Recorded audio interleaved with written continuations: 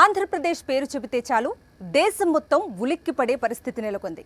బీహార్, పశ్చిమ బెంగాల్ రాష్ట్రాలను తలదన్నుతూ హింసాత్మక రాష్ట్రాల జాబితాలో దూసుకుపోతోంది ఆంధ్రప్రదేశ్. అక్రమాలు, అన్యాక్రాంతాలు, ఆటవిక పాలన, అక్రమ కేసులు, హామీలకు నీళ్లు, రెడ్ బుక్ రాజ్యాంగం అమలు.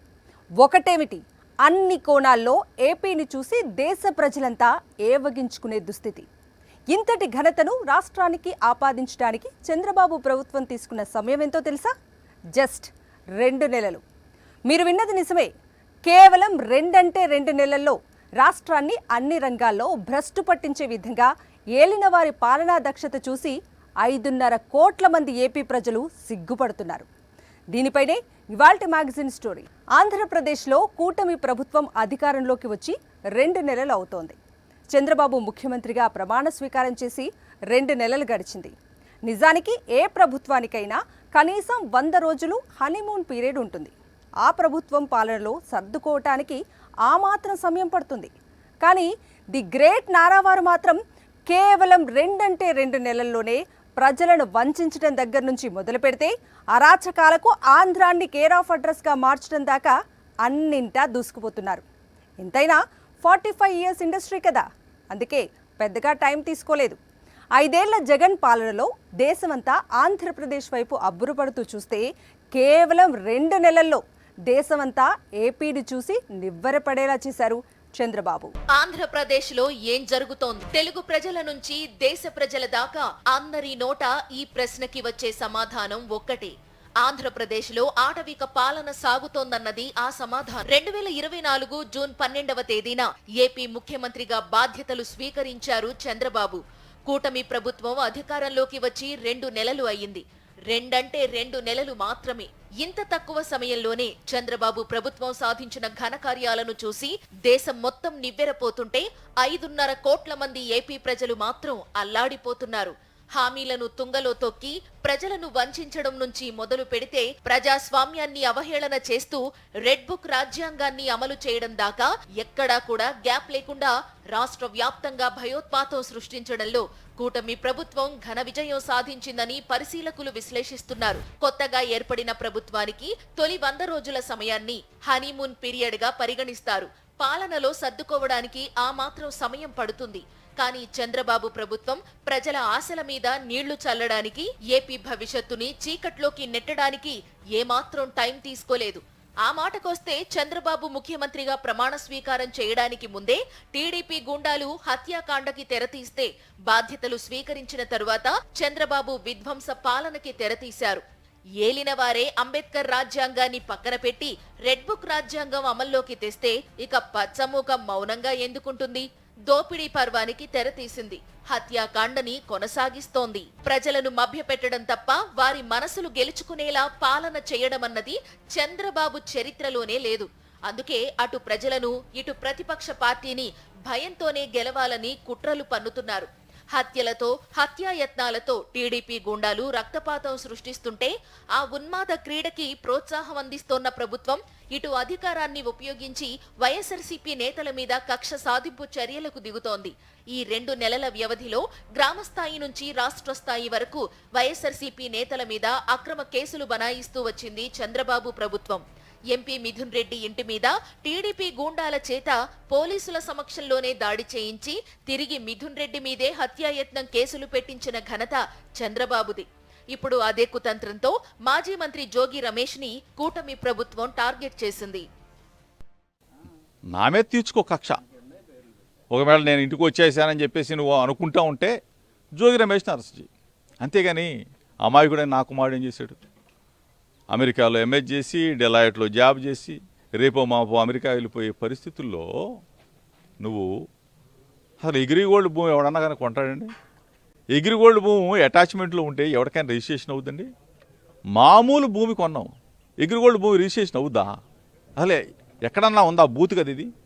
సబ్ రిజిస్టార్ చేస్తాడా? రిజిస్టర్ ఆఫీస్లో బ్లాక్లో ఉంటాయి కదా. ఆ భూమి కొనుక్కుంటే అది 2300 గజాలు మా బాబాయ్ గారి పేరు మీద, మా పాప పేరు కొనుక్కుంటే దాన్ని తదనంతరం మళ్ళీ అమ్మేస్తే మేము కొన్నప్పుడు పబ్లిష్ చేసాం ఈనాడు పేపర్లో, అమ్మినప్పుడు మా దగ్గర కొనుక్కున్న వాళ్ళు పేపర్ ప్రకటించుకున్నారు. ఇంకెక్కడ ఇది ఏం తప్పు జరిగింది? ఇది చంద్రబాబుకి అత్యంత ఇష్టమైన పనుల్లో ఒకటి ప్రైవేటీకరణ జపం చేయడం. ఈ 2 నెలల కాలంలో ప్రజలకు ఉపయోగపడే ఒక్క నిర్ణయం కూడా తీసుకొని చంద్రబాబు ప్రైవేటీకరణ మంత్రాన్ని మాత్రం నాన్ స్టాప్ గా జపిస్తున్నారు. ప్రభుత్వం చోద్యం చూస్తూ ఉంటుంది. ప్రతి సేవకి పక్కా ఖరీదు ఉంటుంది. ఉన్నోడు బతికేస్తాడు, లేనోడు రోడ్డున పడతాడు. ఖచ్చితంగా ప్రభుత్వమే నిర్వహించాల్సిన వాటిని ప్రైవేటీకరణ చేస్తే ఫలితం ఇలానే ఉంటుంది. గతంలో చంద్రబాబు పాలనలో ఈ తరహా బీభత్సాలు చాలానే చూశారు ప్రజలు. ఇప్పుడు మళ్లీ తనదైన మార్కు పాలన చూపించడానికి చంద్రబాబు రెడీ అయిపోయారు. జగన్ తీసుకొచ్చిన కొత్త ప్రభుత్వ వైద్య కళాశాలలను ప్రైవేటీకరించేందుకు కూటమి ప్రభుత్వం వేగంగా అడుగులు వేస్తోంది. క్లుప్తంగా చెప్పాలంటే పేద మధ్యతరగతి విద్యార్థులకు వైద్య విద్య అందని ద్రాక్ష అవుతోంది. రోగులకు ఉచిత వైద్య సేవలు అందవు. 1923లో రాష్ట్రంలో మొదటిసారిగా ఆంధ్ర మెడికల్ కాలేజీ ఏర్పాటయింది. అప్పటి నుంచి 2019 వరకు ప్రభుత్వ రంగంలో కేవలం 11 కళాశాలలు మాత్రమే ఉన్నాయి. అలాంటిది వైఎస్ జగన్మోహన్ రెడ్డి ముఖ్యమంత్రి కాగానే ఒకేసారి 17 మెడికల్ కాలేజీల నిర్మాణానికి శ్రీకారం చుట్టారు. వాటిలో విజయనగరం, ఏలూరు, రాజమహేంద్రవరం, మచిలీపట్నం, నంద్యాల వైద్య కళాశాలలను గతేడాది ప్రారంభించి ఒకే ఏడాది అదనంగా 750 ఎంబీబీఎస్ సీట్లలో అడ్మిషన్లు కల్పించారు. ఒకే ఏడాది 5 ప్రభుత్వ వైద్య కళాశాలలను ప్రారంభించి వైద్య విద్యలో సరికొత్త రికార్డును వైఎస్ జగన్ నెలకొల్పారు. 2024-25 మార్కాపురం, మదనపల్లె, పాడేరు, పులివెందుల, ఆదోని కళాశాలలను ప్రారంభించాల్సి ఉండగా కూటమి ప్రభుత్వ నిర్లక్ష్యంతో ఇంకా సందిగ్ధత కొనసాగుతోంది. మిగిలిన 7 వైద్య కళాశాలలను వచ్చే 2025-26 విద్యా సంవత్సరంలో ప్రారంభించాలని ప్రణాళిక రూపొందించగా ఈలోగా పీపీపీ విధానాన్ని చంద్రబాబు ప్రభుత్వం తెరమీదకు తెచ్చింది. కొత్త ప్రభుత్వ వైద్య కళాశాలలను పీపీపీ విధానంలో ప్రైవేటు వ్యక్తులకు కట్టబెట్టబోతున్నారు. దీంతో ప్రస్తుతం ప్రభుత్వ ఆధీనంలో ఉన్న కళాశాల, బోధనాస్పత్రి ప్రైవేటు వ్యక్తుల అజమాయిషీలోకి వెళ్లనున్నాయి.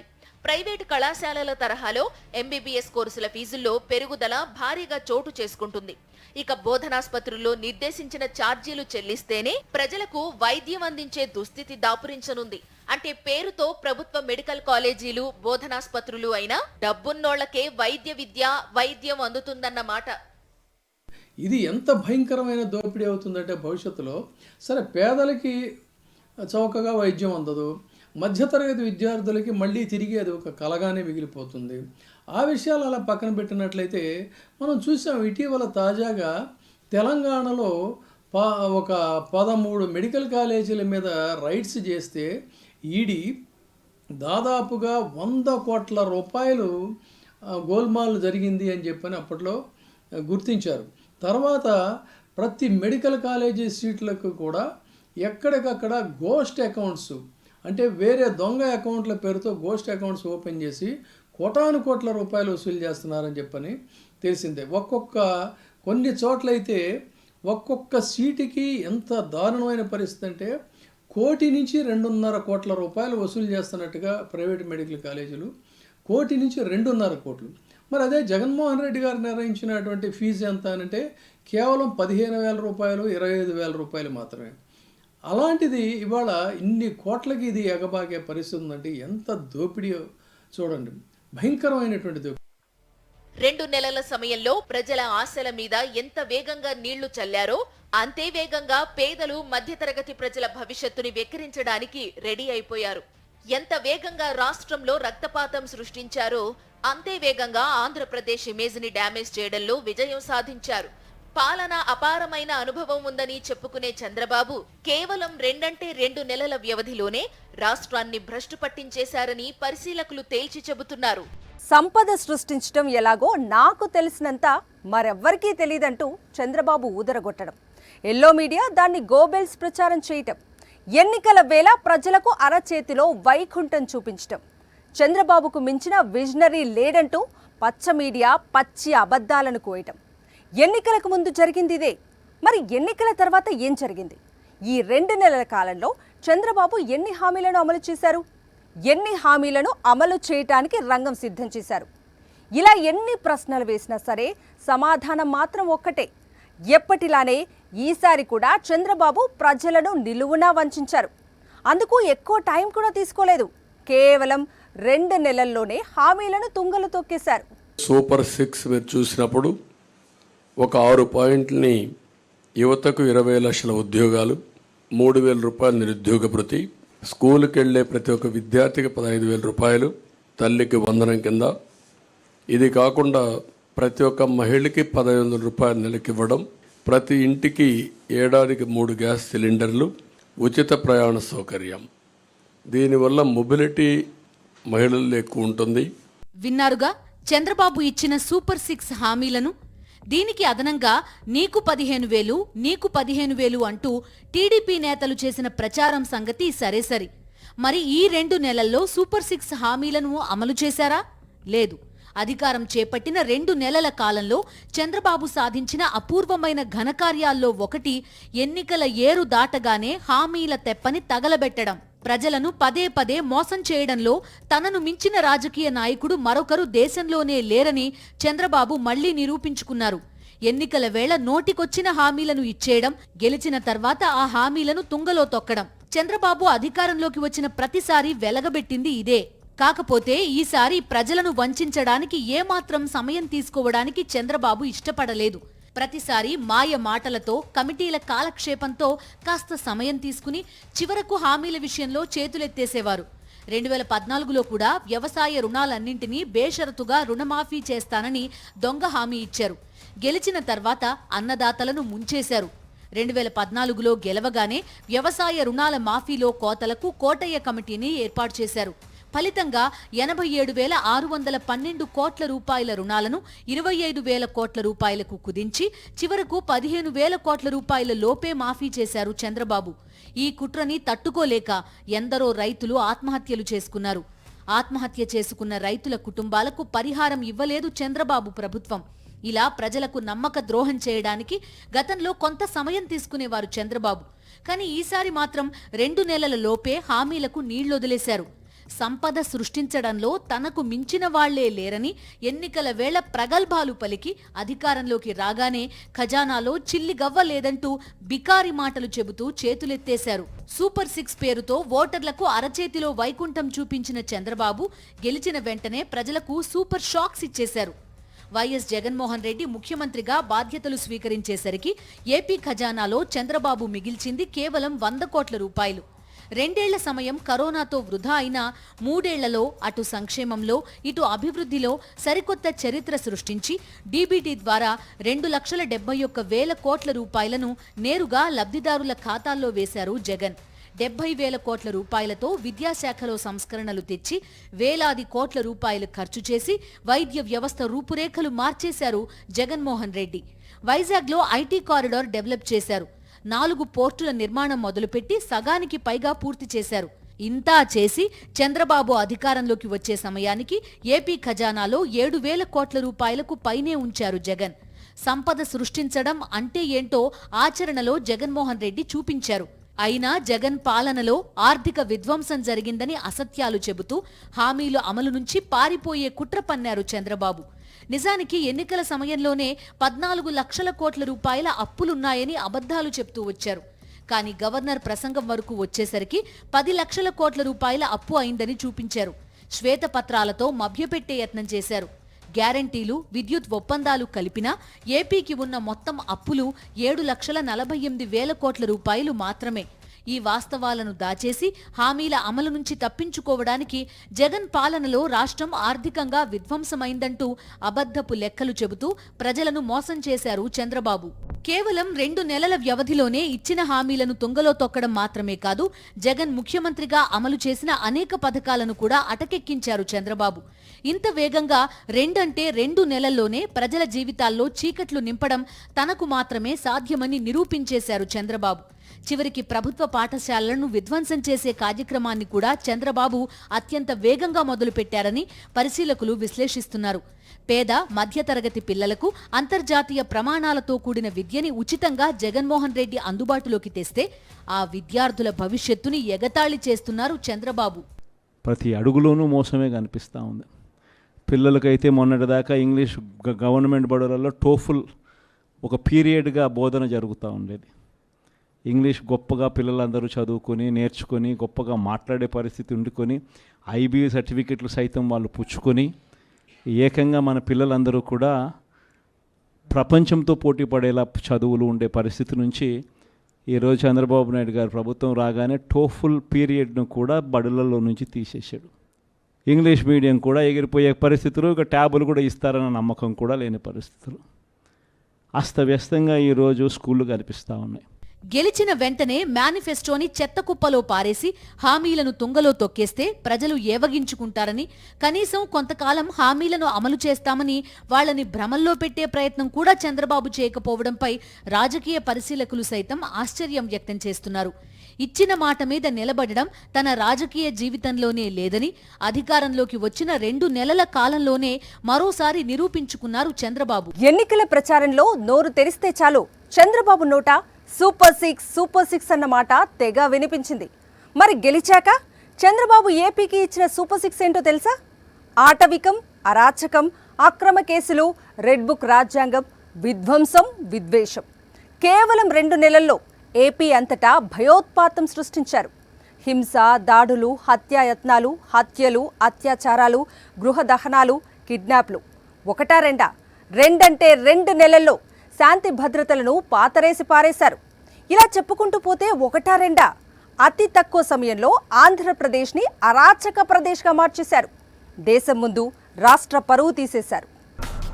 ఉమ్మడి ఆంధ్రప్రదేశ్గా ఉన్నప్పుడు కానీ, 2 రాష్ట్రాలుగా విడిపోయిన తర్వాత కానీ తెలుగు రాష్ట్రాలు ప్రశాంతమైన జీవనానికి కేర్ ఆఫ్ అడ్రస్గా ఉండేవి. అలాంటిది కేవలం 2 నెలల కాలంలో ఆంధ్రప్రదేశ్ని అరాచక ప్రదేశ్గా మార్చేసింది చంద్రబాబు ప్రభుత్వం. నిజానికి 2 నెలల కాలం అనడం కూడా సరికాదు. ఎందుకంటే చంద్రబాబు ముఖ్యమంత్రిగా ప్రమాణ స్వీకారం చేయడానికంటే ముందే టీడీపీ గూండాలు ఏపీలో హింస రచన మొదలుపెట్టారు. ఎన్నికల ఫలితాలు వచ్చిన రోజు నుంచే పచ్చ రాక్షసులు తమ రక్తదాహం తీర్చుకోవడం మొదలుపెట్టారు. ఎన్నికల మేనిఫెస్టోలో శాంతి భద్రతల పరిరక్షణలో తమ ప్రభుత్వ వైఖరి ఎలా ఉంటుందో వివరిస్తూ చంద్రబాబు చెప్పిన మాటలను ఒకసారి వినండి. గుడ్ గవర్నెన్స్, సమర్థవంతమైన పాలనతోనే ఇది సాధ్యం. ఈ గుడ్ గవర్నెన్స్లో ఒక భాగం లా అండ్ ఆర్డర్. ఎక్కడ లా అండ్ ఆర్డర్ పటిష్టంగా ఉంటే అక్కడ పీస్ ఉంటుంది, ఎక్కడ పీస్ ఉంటే అక్కడ ప్రాస్పరిటీ ఉంటుంది. దానికి కూడా మేము కట్టుబడి ఉన్నాం.